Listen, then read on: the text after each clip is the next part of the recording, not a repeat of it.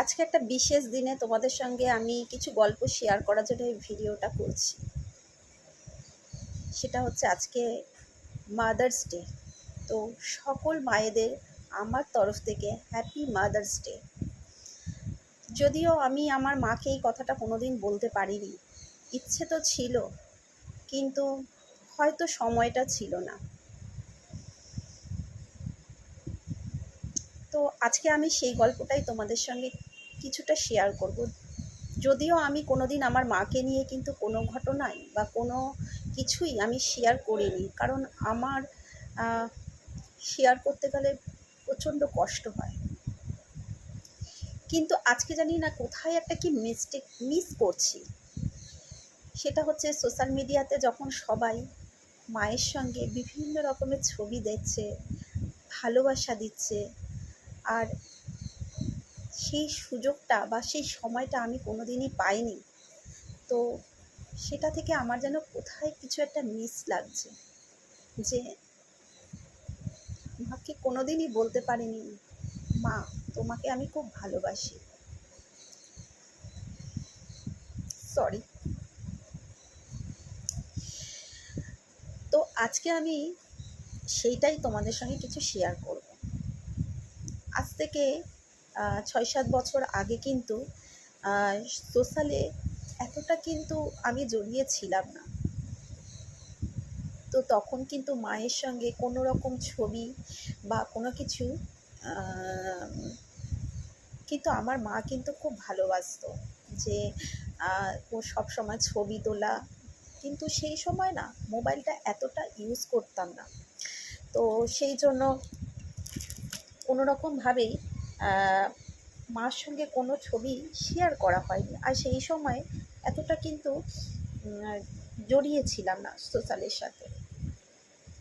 Excuse me. তো যাই হোক, আজকে সেটাই তোমাদের সঙ্গে শেয়ার করব। আমার একটা ছোট্ট গল্প। সেটা হচ্ছে আমার বিয়ের বছর 2 পরেই মা একটা বিশেষ রোগে আক্রান্ত হয়। এটা বিশেষ খুব খারাপ রোগ, তোমরা সবাই জানো, ক্যান্সার, ব্রেস্ট ক্যান্সারে। তো তখন আমি ফার্স্ট প্রেগনেন্সি ক্যারি করি, এবং মার সঙ্গে আমি কোনোভাবেই মা হওয়ার অনুভূতিটাকে না শেয়ার করতে পারছিলাম না।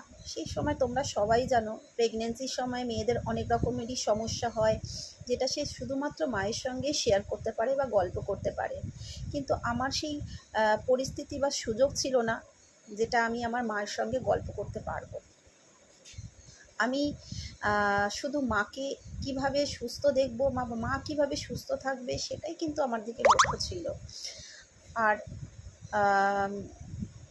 আমার মা কিন্তু অসুস্থ হওয়া সত্ত্বেও আমাকে কিন্তু বুঝতে দিত না, কারণ আমি সেই সময় একটা বিশেষ, মানে খুব ভালো সময়ের মধ্যে দিয়ে যাচ্ছি। তো আমাকে আমার মা কোনোদিনই বুঝতে দেয়নি যে সে কতটা খারাপ অবস্থার মধ্যে দিয়ে যাচ্ছে, এতটা ব্যথা বেদনার মধ্যে দিয়ে যাচ্ছে। আমাকে কিন্তু কোনোদিনই বুঝতে দেয়নি। সবসময় কিন্তু আমার কাছে হাসি মুখ করে বলেছে, আমার কিছু হয়নি, আমি সুস্থ আছি।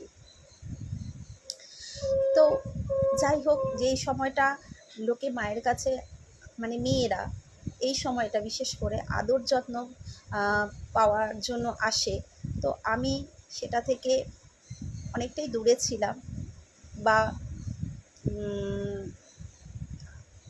আমি সুযোগ পাইনি। কিন্তু আমার মা কিন্তু সবসময় বলেছে, তুই চলে আয় আমার কাছে, আমি তোকে দেখব। কিন্তু আমি মনে করিনি যে আমার মার কাছে এই সময়টা আমার যাওয়া বা আমার সেবা নেওয়া উচিত। আর আমি নিজেও খুবই, এটা মানে আমার মধ্যে এখনও এই বোধটা, মানে কি বলবো, কাজ করে যে আমি আমার মাকে কিন্তু কিচ্ছু করতে পারিনি, একটু হলেও সেবা করতে পারিনি, যেটা আমার 2 ভাই করেছে। মেয়ের যা যা করণীয় সেটা আমার 2 ভাই করেছে। তো আমার ফার্স্ট বেবি হওয়ার পরে তখনও আমার একটা লাইফে অ্যাক্সিডেন্ট ঘটে যায়। আমার ফার্স্ট বেবিটা 7 মান্থে হওয়ায় প্রিম্যাচুরেট হয়েছিল, এবং সেও 13 থেকে 14 দিনের মাথাতেই এক্সপায়ার হয়ে যায়। এবং সেই দুঃখটাতে আমার মা আরও মানে আরও ভেঙে পড়ে। আমি মার চোখে যেন মার ওই যন্ত্রণার থেকেও আমার যন্ত্রণাটা তার কাছে নিয়ে সে যেন আরও বেশি যন্ত্রণা বোধ করছিল।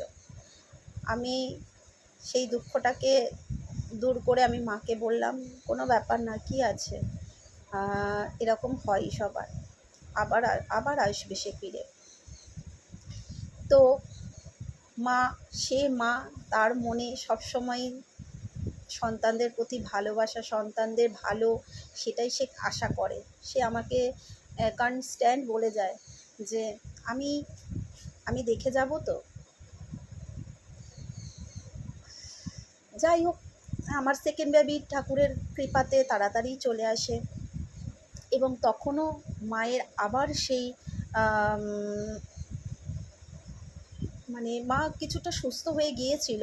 তো আমার সেকেন্ড বেবি যখন আবার আমি ক্যারি করি এবং তখনও মা কিছুটা সুস্থ ছিল, তখন আমি খুব হ্যাপি ছিলাম যে যাক হোক, আমার মা এখন মনে হয় সুস্থ আছে।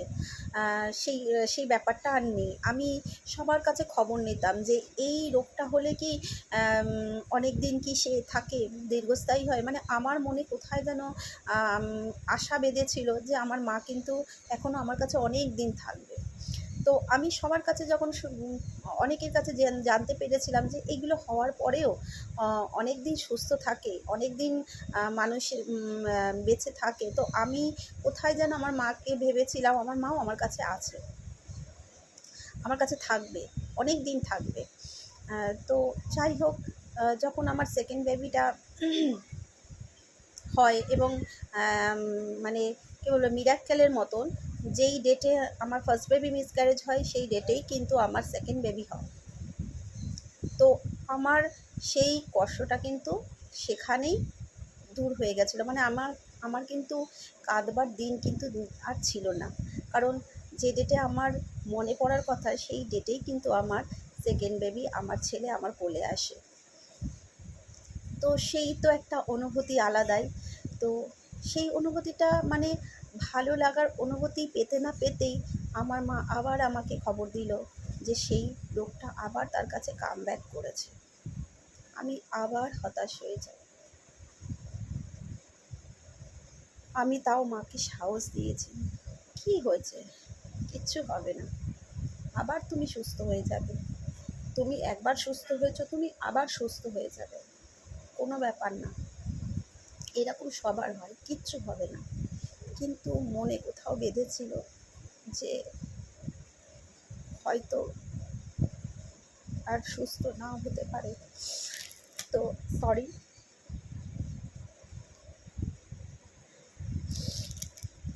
তো মা সুস্থ ছিল না, মা প্রচণ্ডই অসুস্থ সেকেন্ডবারে হয়ে গিয়েছিল এবং কিন্তু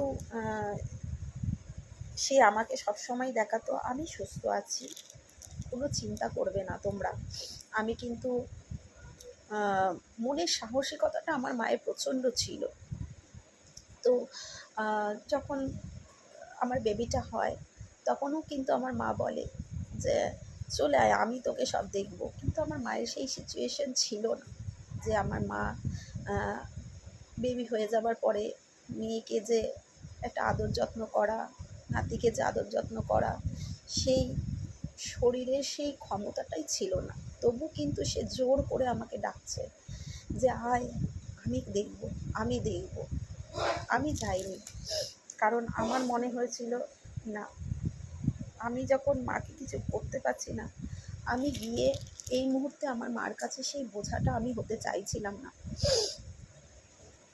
আর সাথে মনের মধ্যে আশা রাখছিলাম যে আমার মা ঠিক হয়ে যাবে, তারপরে আমি গিয়ে মার কাছে থাকবো। কিন্তু যত দিন যাচ্ছে আমার মার অসুস্থতাটা তত বাড়ছে। যখন আমার ছেলের 6 মান্থ অন্নপ্রাশন হয় তখন আমার মা খুবই অসুস্থ, একটা পা মাটিতে ফেলে একটা পা হাঁটতে পারছে না। কিন্তু মুখে হাসি অনবরত রেখেছে, এটাই ভেবে যে আমার সন্তানরা যেন কোনো রকমভাবে কষ্ট না পায়, আমার সন্তানরা যেন তাদের অনুষ্ঠানটা যেন খারাপ না হয়। আমার ছেলের অন্নপ্রাশনে সারাটা অনুষ্ঠানে মা মুখে হাসি রেখেছে ব্যথার ওষুধ খেয়ে খেয়ে। অন্নপ্রাশনটা হয়ে যাওয়ার ঠিক দিন 7 মধ্যে আমার মার অবস্থা খুবই খারাপ। যায় যায় অবস্থা তার। আমি দৌড়ে আসি, সেই কোলে বাচ্চাকে রেখে দিয়ে এসে আমি দৌড়ে আসি মাকে দেখার জন্য। মা সেই মুহূর্তে শুধু বলে, তোর বাচ্চাটাকে নিয়ে আয়, একটু দেখবো। আমি দৌড়ে নিয়ে আসি, বাচ্চাটাকে কোলে নিল, হালকা করে বলল, আর নিতে পারছি না, তোমরা ভালো থেকো। সেটা বলার মাথার 3 দিনের মাথাতেই আমার মা এক্সপায়ার হয়। এবং আমি ভাবতেও পারিনি যেদিন আমার মা হসপিটালে যাচ্ছিল যে আমার মা আর ফেরত আসবে না। তো আজকে যখন সবাই ছবি এত শেয়ার করে, তখন আমার মনে হয় যে আজকে যদি আমার মা থাকতো, আজকে হয়তো মাদার্স ডেতে আমি আমার মার সাথে একটা ছবি অন্তত শেয়ার করতাম। আমি ভুলেও কোনোদিন মায়ের ছবির দিকে তাকাই না, কারণ আমার মায়ের ছবির দিকে তাকালে আমার মা মনে হয় যে আমার মা নেই। কিন্তু মায়ের ছবির দিকে না তাকালে আমার মনে হয় আমার মাকে আমি মনে হয় ফোন করলেই আসবে, আমার মনে হয় না যে আমার মা নেই। তো এই ছিল আমার মায়ের জার্নি। তো যখন মা ছিল তখন যা হয়, মা মেয়ের সঙ্গে, আমার মায়ের সঙ্গে সবসময় আমার খুনসুটি একটা থাকতো, ঝগড়া করতাম, মা সাধতো, আবার আসতাম। কিন্তু সেই জিনিসটা এখন কোথায় যেন মিস করি। যখন সোশ্যাল মিডিয়াতে সবাইকে দেখি মায়ের সঙ্গে ঘুরতে যাচ্ছে, মায়ের সঙ্গে ছবি ছাড়ছে, আমার তখন কোথায় যেন মনে হয় যে আমিও হয়তো করতে পারতাম, আমিও হয়তো আজকের দিনটাতে একটা ছবি শেয়ার করতে পারতাম। তো হয়তো সবার তো আমার মতন তো অনেকেরই এরকম ডেস্টিনি আছে, কিন্তু আশা রাখবো সবাই যেন তার মায়েদেরকে নিয়ে এভাবেই ছবি শেয়ার করে, মার সঙ্গ পায়, আর সকল মায়েরা যেন খুব ভালো থাকে, সুস্থ থাকে, আর সন্তানদের খুব ভালোবাসে। Thank you.